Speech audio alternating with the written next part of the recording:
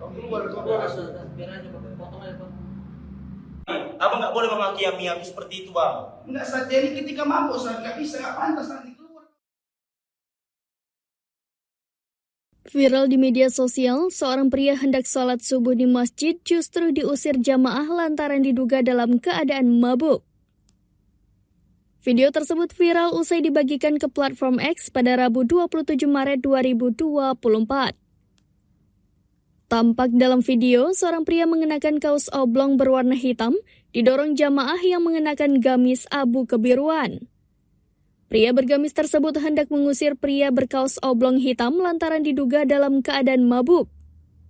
Sontak pria mabuk tersebut mengatakan kepada pria bergamis bahwa ia tidak berhak menghakiminya.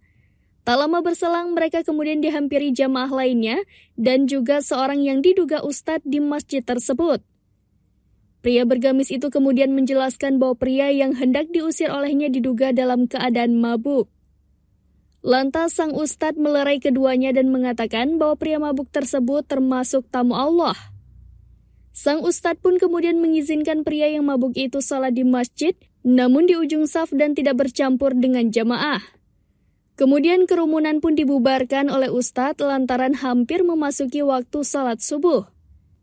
Tak ayal video viral pria mabuk diusir jamaah dari masjid itu menuai pro dan kontra netizen.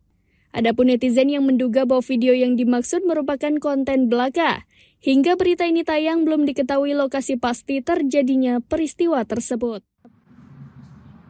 Kau keluar. Biar aja Pak, potong aja Pak.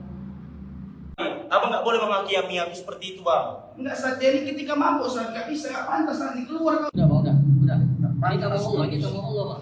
Kita kasih aja dia abang ini sholat di ujung masjid ya. Kita mau Allah nih. Udah Bang, udah. Ayo kita sholat Bang. Waktu. Download Tribun X sekarang. Menghadirkan lokal menjadi Indonesia.